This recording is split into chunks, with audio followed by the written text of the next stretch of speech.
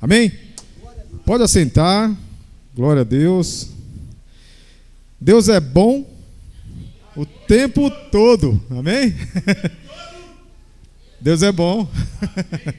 Glória a Deus. Vocês estão felizes, contentes? Até aqui o Senhor tem nos ajudado. Até aqui o Senhor tem nos sustentado. Amém? Se a gente ouvir alguém falar, pensar, comentar o contrário, vocês podem repreender. Amém? Porque se nós estamos aqui, estamos em pé, estamos vivos, estamos saudáveis, é porque Deus está permitindo, é a vontade de Deus. Amém? Porque Deus quer o melhor para cada um de nós. E Ele nos trouxe aqui nessa noite para que nós pudéssemos ser alimentados pelo pão que vem do céu, a palavra de Deus. E hoje o tema fala sobre a igreja que ora. A igreja que ora. Nós estamos unidos, reunidos, né? E a Bíblia fala que onde há 2 ou 3 reunidos em meu nome, ali eu estarei. Então aqui está a igreja do Senhor. Amém? Uma parte apenas, né? No mundo inteiro aí, a pedaços, partes, vamos dizer, do corpo de Cristo. Mas aqui, né? Representado aqui nesse bairro, aqui nessa rua, está o corpo de Cristo, a igreja de Cristo. Então nós somos a igreja. E nós vamos tratar esse tema hoje, a igreja que ora. Nós já falamos sobre a igreja que cresce, falamos sobre a igreja que pratica a palavra de Deus, e esse mês nós vamos estar tratando sobre a igreja que ora. A oração, nós podemos falar assim que a oração ela tem várias particularidades, né? Tem gente que fala assim, tem vários tipos de oração, ou tem gente que fala assim, tem várias maneiras de orar. E eu não vou discorrer na Bíblia, né? Porque o tempo não nos permite, mas enquanto eu estava meditando a palavra de Deus, me veio a passagem lá sobre os fariseus, né? Que lá nos templos, no templo, na sinagoga, eles entravam falando alto, falando bonito, falavam palavras difíceis, né? E para chamar a atenção do povo lá, né, que sabia orar, sabia oratória, sabia falar bem, e por muito, né, orar, falar aquela maneira bonita de falar, eles queriam dizer que aquela era a maneira que Deus ouvia a oração. Mas, né, Jesus, ele repreendeu isso. Ele falou, não é assim que se ora. Não é para mostrar para as pessoas, não é para você falar alto, falar bonito, falar difícil, e as pessoas ficarem impressionadas com aquela oração. Deus, ele não aceita esse tipo de oração. Esse tipo de oração é hipocrisia. Uma oração simples, sincera, pode ser até curta, mas do coração, né, aquela que atrai os ouvidos de Deus. A oração de Ana não precisou nem ser alto e nem longa. Ela falou aquilo que estava no coração, aquilo que Deus já sabia que estava no coração dela, mas é isso que Deus espera de nós, que nós expressemos aquilo que está na nossa vida, no nosso coração, aquilo, sabe, que a gente necessita. Se a gente está, né, feliz, em gratidão a Deus, é isso que Deus quer de nós, espera de nós. Então, Deus atendeu a oração de Ana, né? E até o sacerdote já pensava que ela estava bêbada, enfim, vocês sabem a história. Mas o que eu quero chamar a atenção de vocês é que a oração sincera, que sai do coração, é aquela que Deus atende. Amém? Se nós somos a igreja de Cristo, nós devemos orar. Orar não vamos dizer assim, uma coisa bonita que tem que fazer de vez em quando, só nos domingos, no culto, à noite aqui, vamos orar. A oração, ela tem que ser constante. A Bíblia fala assim, orai sem cessar. E orais uns pelos... se a gente atender esses 2 versículos apenas, é motivo de a gente ficar orando todos os dias, toda hora, em casa, no trabalho, na escola, ou todo lugar que a gente for, né? Mas o que eu entendo disso é que nós temos que ter uma vida de oração. Amém? Uma vida de oração. A vida de oração é aquela que, quando você puder, né? A Bíblia fala, você entra lá no seu quarto, fecha a porta, tem aquele momento com Deus. Procurar ter esse momento sempre que você puder. O hábito, né? Você tem que criar esse hábito. Nós temos que criar esse hábito. E aí se torna uma vida de oração. A gente está indo para o trabalho, para a faculdade, enfim, a gente está andando, caminhando, andando de ônibus, mas a gente está lá em pensamento. Olha só, eu já falei alguns tipos de oração. Falar alto, né? Que nem os fariseus. Não é errado falar alto, viu, irmãos? Não é errado orar longamente, mas desde que a oração seja sincera. Que não seja repetitivo, né, que você fique tipo enchendo linguiça, né, que o pessoal fala aí, enrolando, tentando enrolar na oração. Tem que fazer 1 hora de oração. Aí, com 10 minutos, acabou as palavras. E você fica repetindo. Não é isso que Deus quer. Deus não quer que você cumpra lá 1 hora, que seja religioso. Eu cumpri minha obrigação de orar 1 hora. Mas Deus não quer isso. Né? Deus quer que seja uma oração sincera. Amém? E vamos ler, para não ficar nas minhas palavras, Atos 12. Eu vou ler a partir do 1, tá? Atos 12, 1. O tema é o versículo 5, tá? Mas a gente vai ler do 1 até o 5. Olha só, para a gente entender o contexto, tá bom? Versículo 1. E por aquele mesmo tempo, o rei Herodes estendeu as mãos sobre alguns da igreja para os maltratar. E matou à espada Tiago, irmão de João. E vendo que isso agradara aos judeus, vou dar uma pausa aqui, judeus, aquelas pessoas que queriam condenar a Jesus, tá? O povo judeu, vou entender lá, os fariseus, os doutores da lei, aqueles que eram contra Jesus, tá? E vendo que isso agradara aos judeus, continuou mandando prender também a Pedro. E eram os dias dos ázimos. E havendo prendido, o encerrou na prisão, entregando-o a 4 quaternos de soldados para que o guardassem, querendo apresentá-lo ao povo depois da Páscoa. Pedro, pois, era guardado na prisão, mas a igreja fazia contínua oração por ele a Deus. Amém? Bom, nós vimos ali que o rei Herodes ele mandou maltratar, mandou matar, né? Então, sabe-se lá o que iria acontecer com Pedro naquela noite. A Bíblia fala que naquela noite ele ia fazer alguma coisa com Pedro. Pedro, se a gente for ler mais para frente, Pedro estava preso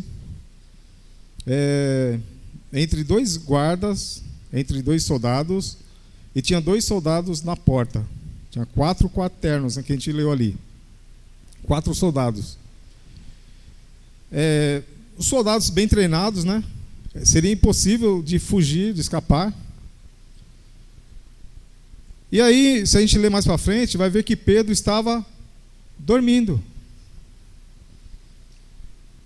Dormindo, sossegado, tranquilo. Se fosse um de nós, ia ficar preocupado, apreensivo, podia ficar acordado, né, ansioso, temeroso, pensando o que ia acontecer, mas Pedro estava tranquilo. Me fez lembrar também quando Pedro estava lá, né, com os discípulos lá no mar, lá no barco, e Jesus estava dormindo, tranquilo. Pedro aprendeu com Jesus, né? Discípulo de Jesus. Aprendeu com Jesus. Então Pedro estava tranquilo.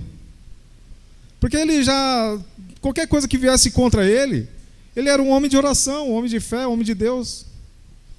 Ele tinha intimidade com Deus, ele não se preocupava com as circunstâncias. Estava lá dormindo.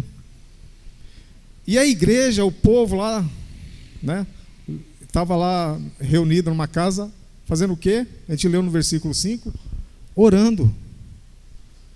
O povo estava orando por Pedro. E eu falo que essa oração, irmãos, eu imagino que seja aquelas bem fervorosas mesmo. Kenneth Hagin diz que quando ele começou na igreja, ele começou na Batista. Batista tradicional é uma igreja quieta, calada. Eu já tive a oportunidade de frequentar uma igreja por pouco tempo, uma Batista. E do meio da igreja você podia ouvir até um pernilongo voando, um mosquito voando pela igreja, de tão silêncio que era. O reverendo falava, aquela voz bem mansa, suave, você ouvia. E na hora da oração, o reverendo orava e todos ficavam só cabeça fechada, os olhos fechados, cabeça curvada, silêncio. E aí ele começou a ir para uma igreja que a avó dele estava frequentando. E aquela igreja era barulhenta. Orava em voz alta, todo mundo orava ao mesmo tempo. E aquilo lá incomodava ele, porque ele foi criado daquela forma. E aí ele não concordava, mas ele continuou indo, porque a forma que ele pregava era a mesma forma que eles pregavam, sobre cura, porque ele foi curado, e ele cria na cura, e na igreja em que ele estava antes, na Batista, ele não cria. Eu não estou aqui falando que a igreja batista é errada, tá, irmãos? Estou contando um exemplo que ele mesmo contou, um testemunho dele. Mas aí ele foi lendo as escrituras e falou, não é possível, aqui tem cura, nessa igreja tem cura, Deus opera milagres, e o povo é dessa forma, eles oram dessa forma, eu vou procurar na Bíblia, e deu uma de bereano, né? Crente bereano, foi lá, foi na Bíblia e achou vários versículos. E a gente vai citar alguns aqui. Mas aí ele concordou que orar coletivamente, em voz alta, era da vontade de Deus. Amém? Então nós lemos aqui, em 12, que Pedro estava preso e o povo orava, intercedia por Pedro. E falar que naquela noite mesmo, o anjo visitou aquela cadeia, soltou as algemas que ele estava preso, e aí colocou uma capa, o anjo pediu para ele colocar uma capa, e passaram no meio dos guardas, os guardas não viram, os soldados não viram. E aí ele no caminho, ele foi meio que extasiado, e falou, será que eu estou tendo um arrebatamento, uma visão? Será que está acontecendo de fato? Né? E aí quando ele estava já na rua, perto da casa lá, onde o pessoal estava reunido, ele caiu em si, né, e o anjo foi embora. Ele falou, verdadeiramente o anjo estava comigo e aconteceu tudo de fato. Amém? A igreja orou, Pedro foi livre, Pedro foi liberto. Não é algemas, não é soldados, não é o sistema desse mundo que vai te prender, meu irmão. Amém?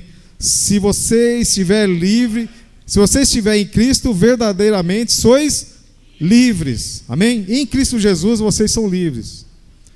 E eu quero explicar um pouquinho dessa liberdade, não fugindo do tema. Mas você é livre por quê? Porque você pode falar assim, olha, eu posso usar droga, mas eu não quero. Eu posso beber, mas eu não quero. Eu posso me prostituir, mas eu não quero. Essa é a liberdade de escolha. Amém? E essa liberdade levou Pedro a ficar nessa tranquilidade, a qual ele estava preso, não sabendo o que ia acontecer, esperando talvez o pior, mas ele estava livre, estava tranquilo. Se for morrer, é que nem Paulo fala, né? É para a glória de Deus, é para a graça de Deus. Se for para ser livre, para a glória de Deus, para a graça de Deus, Deus está no controle. Amém? Mas eu quero falar um pouquinho sobre a oração unânime. Eu falei dos vários tipos de oração, ou várias formas de orar. Eu quero restringir um pouquinho, porque a oração ela é bem ampla, mas não dá tempo de falar tudo. Então nós vamos falar sobre a oração unânime. O que é unanimidade? É a mesma direção, é a mesma vontade, mesmo propósito, mesmo origem, fim, enfim. Unânime, todos orando pela mesma causa. O povo estava lá orando por Pedro pela mesma causa. Amém? Essa é uma oração unânime. E a gente vai ver outras passagens também sobre a oração unânime. Em Atos 4:24 diz assim: e ouvindo eles isto, unânimes, levantaram a voz a Deus e disseram: Senhor, Tu és o que fizeste o céu e a terra e o mar e tudo o que neles há. Atos 1:14.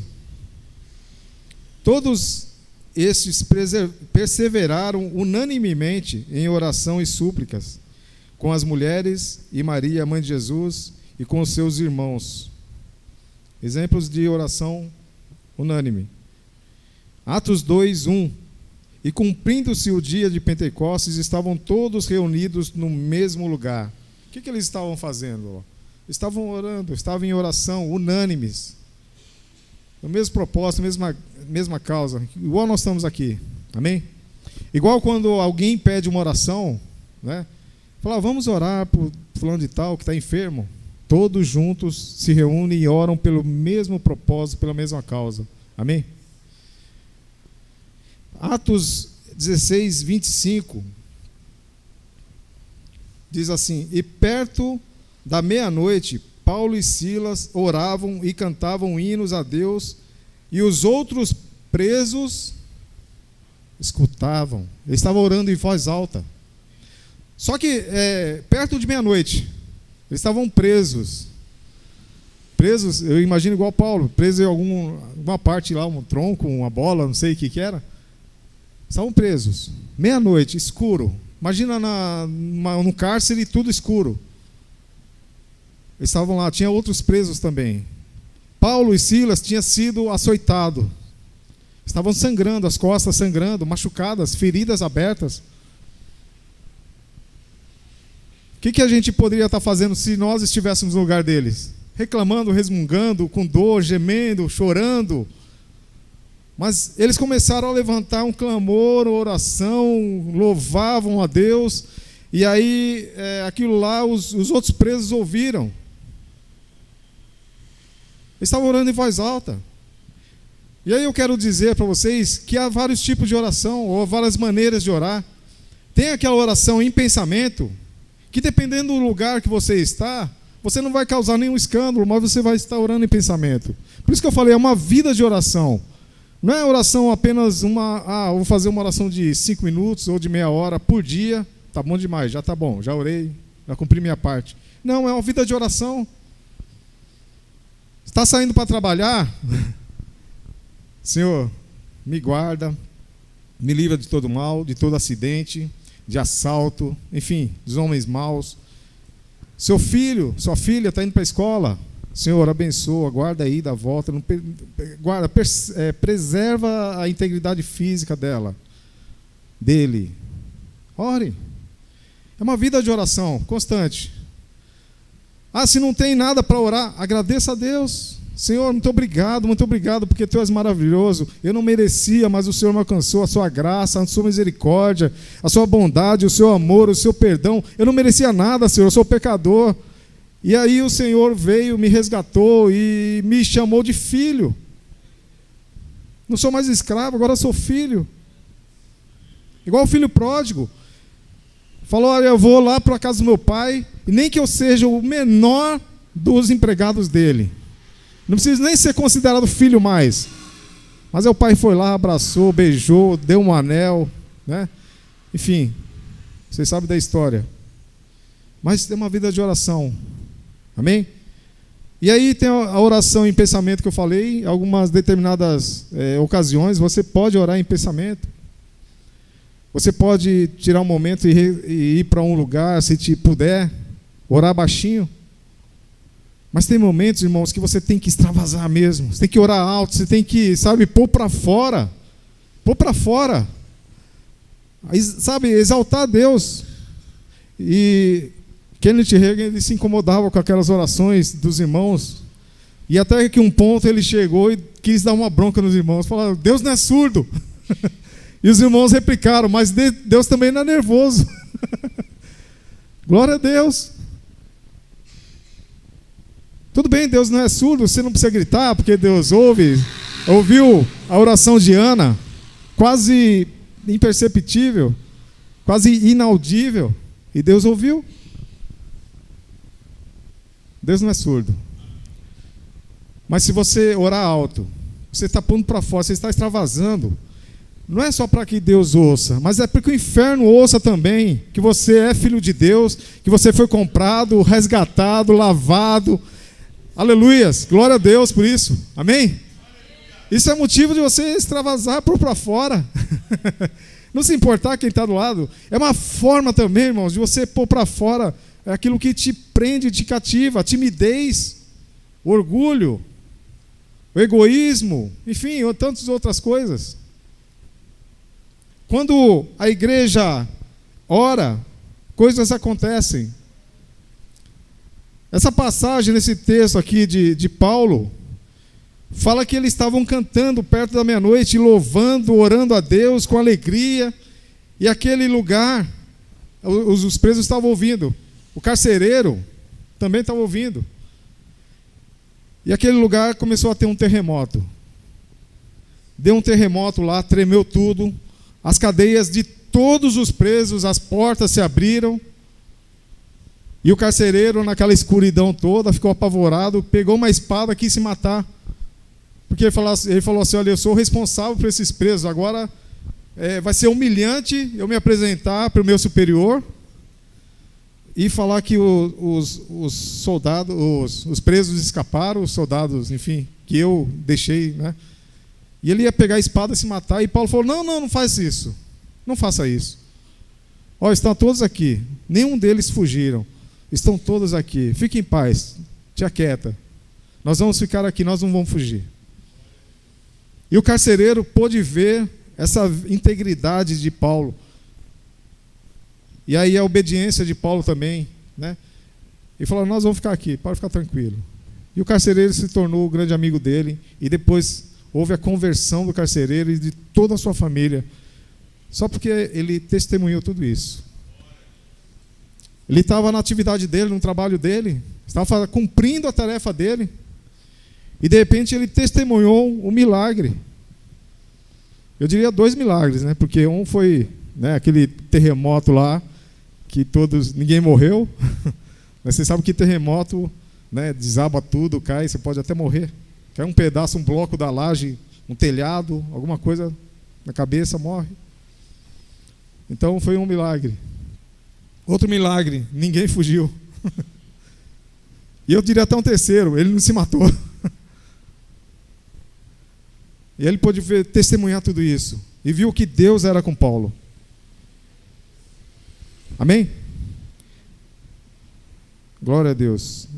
Isso que eu falei está em Atos 16, 26, que seria o próximo versículo, que diz assim: e de repente sobreveio um grande terremoto, que todos os alicerces dos cárceres se moveram, e logo se abriram as portas e foram soltas as prisões de todos. Amém?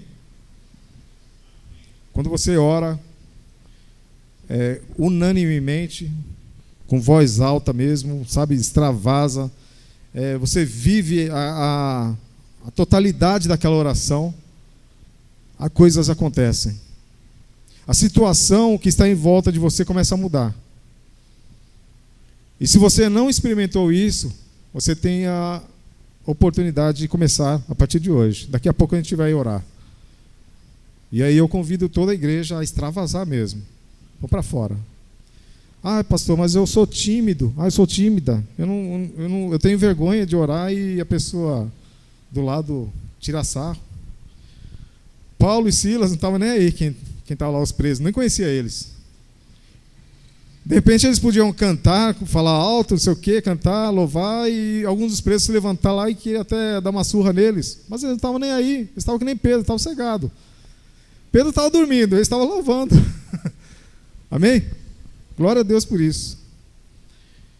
A oração unânime torna tudo comum. Tudo comum. Isso aí foi lá na igreja primitiva. Atos 4, 32. E era o coração e a alma da multidão, dos que criam, e ninguém dizia que coisa alguma do que possuía era sua própria, mas todas as coisas lhes eram comuns.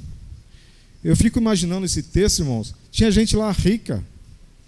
Sabe que os judeus, né, tem a promessa de Deus, de Abraão, enfim, é um dos povos mais ricos do mundo. Então eu imagino que naquela época já tinha ricos, milionários, até bilionários, eu imagino. E aí, no começo da igreja primitiva, eles viviam, sabe, a vontade de Deus, a palavra de Deus, eles viam a operação de milagres, as manifestações do poder de Deus, eles puderam experimentar isso. E quando você começa a experimentar essas coisas, tudo se torna comum. A arrogância vai embora, o orgulho, a soberba, a timidez. E aí você começa a viver tudo em comum. Nós somos corpo de Cristo. Amém? Nós somos comuns. Não somos mais nem menos que ninguém. Nós somos o corpo de Cristo. Glória a Deus por isso. Cristo é a nossa cabeça e nós somos o seu corpo. O sentimento de ajudar ao próximo e ao necessitado se torna evidente. Quando você experimenta o poder de Deus, você tem uma vida de oração, você percebe que aquilo que você tinha demais ou tem demais, você pode ajudar uma outra pessoa. Amém? Você pode ajudar, você pode oferecer, você pode, enfim, fazer várias coisas. Por quê? O sentimento que vem é como se revelasse para nós, olha, você está aqui na terra para administrar seus bens, mas você veio sem nada e vai sem nada. Quando partir para essa glória, não adianta você, né, querer guardar tudo e levar junto com você. Não vai poder. Amém? Se torna tudo comum. Tudo que nós temos aqui nessa vida é para sabermos administrar. Se nós não o sabemos, temos que pedir a Deus como fazê-lo. E eles decidiram, vendiam suas propriedades e depositavam os valores totais aos pés dos apóstolos. Teve um casal aí que não depositou. E a consequência, na verdade, foi a morte súbita aos pés dos apóstolos. Porque mentiram para o Espírito Santo. Amém? Não foram os apóstolos que decretaram que, olha, vocês vão ter que vender tudo e trazer tudo para cá. Não, eles decidiram fazer isso. Porque quando você experimenta, o Espírito Santo toma conta da sua vida, você percebe que essas coisas não são mais importantes do que Deus na sua vida. Amém? E aí, Atos 4:34 diz: não havia, pois, entre eles necessitado algum, porque todos os que possuíam herdades ou casas, vendendo-as, traziam o preço dos que fora vendido e depositavam aos pés dos apóstolos. Traziam suas ofertas aos líderes. Hoje, nós trazemos os dízimos, as ofertas à igreja, ao templo, à casa de Deus, à casa de oração, para que haja mantimento na casa do Senhor. Amém? E o pastor, juntamente com a direção da igreja, vai conduzir o destino, contas, aluguéis, enfim, alguma coisa que tem que fazer, instrumentos, enfim. Aí é a direção da igreja que define.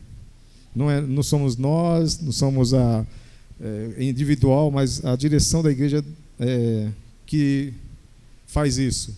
E eu quero aqui chamar um pouquinho uma atenção de pessoas que hoje em dia, várias pessoas distorcem essa parte e falam, olha, perdão, não precisa levar o dízimo.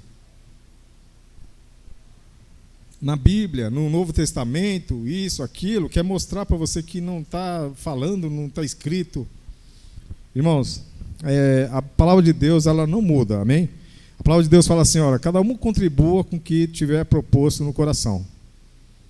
Não por violência, por necessidade, constrangimento, enfim. Contribua aquilo que tiver proposto no coração. Amém? Se nós quisermos obedecer a palavra de Deus, nós temos que prestar atenção nisso. E aí tem pessoas que falam assim, olha, eu vou dar uma cesta básica para uma pessoa que está precisando. Aí a cesta básica eu vou dar uma de, colocar um valor aí, R$100. Só que esses R$100 eu vou tirar do dízimo, da parte do dízimo que eu ia dar. Está fazendo igual a Ananias e Safira, irmãos. Amém?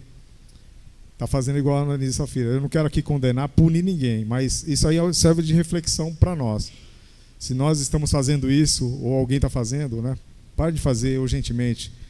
Traga o que... Né? Jesus mesmo falou assim, olha, dai a César o que é de César e a Deus o que é de Deus. Nós temos as taxas, impostos, né? Nós temos que cumprir. E outra palavra, a palavra de Deus fala assim, ó, não deveis nada a ninguém, a não ser o amor. É uma dívida eterna que nós temos que ter aqui. Fora isso, nós temos que procurar ter uma vida tranquila, honesta, zerada. Nada de dívida. Temos que correr atrás, se estamos nessa condição. Amém? Enfim, a oração unânime ajuda a quebrar barreiras como timidez, egoísmo, arrogância, orgulho, encoraja a ajudar o próximo e se manter confiante e em pé, apesar das circunstâncias mostrarem o contrário. Além de tudo isso, atrai a manifestação do poder de Deus. Amém? Oração curta. Exemplo na Bíblia, oração de Elias. Elias era um profeta, um homem de Deus. Amém? Todos concordam? Era um embaixador, um representante de Deus aqui na terra na época. Elias foi na casa da viúva e lá tinha um punhado de farinha, um pouquinho de azeite. E aí Elias falou assim, olha, me dá um pão aí para comer. A viúva percebeu que era um homem de Deus, o profeta, e falou assim, olha, meu senhor, não temos nada aqui, senão um punhado de farinha, um pouquinho de azeite. Isso aqui eu vou fazer um pedaço de bolo, e vai comer eu e o meu filho, e depois a gente vai morrer, porque não vai ter mais nada. Elias falou assim, olha, vai, faz o bolo, mas traz o primeiro pedaço para mim, e depois comerás você e o seu filho por todos os dias. Palavra profética, o homem de Deus, um homem que tinha uma vida de oração, uma vida de intimidade com Deus.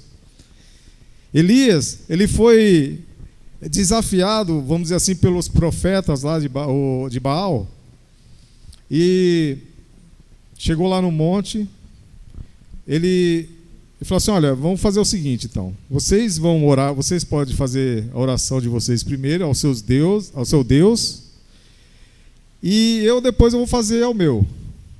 Aquele que responder com fogo será o Deus verdadeiro. E aí se o seu Deus responder, eu vou ser seu escravo. Mas se o meu Deus responder com fogo, né? Então, vocês sabem a história. A oração de Elias foi curta. A oração de Elias foi assim, olha, ele mandou fazer todo preparativo. Olha, primeiro, né, foi os profetas lá de Baal. Começaram a dançar, sapatear, chicotear, invocar, clamar pelo seu Deus. E Elias ainda tinha um sarro. Falou assim, grita mais alto, quem sabe ele está dormindo, não está ouvindo, ele está longe, quem sabe? Grita mais alto. E aí não respondeu. E aí passou um bom tempo do dia. E aí Elias falou, bom, agora é minha vez. Ele falou assim, só que eu estou sozinho aqui. Vocês vão ter que cavar uma vala gigante aí.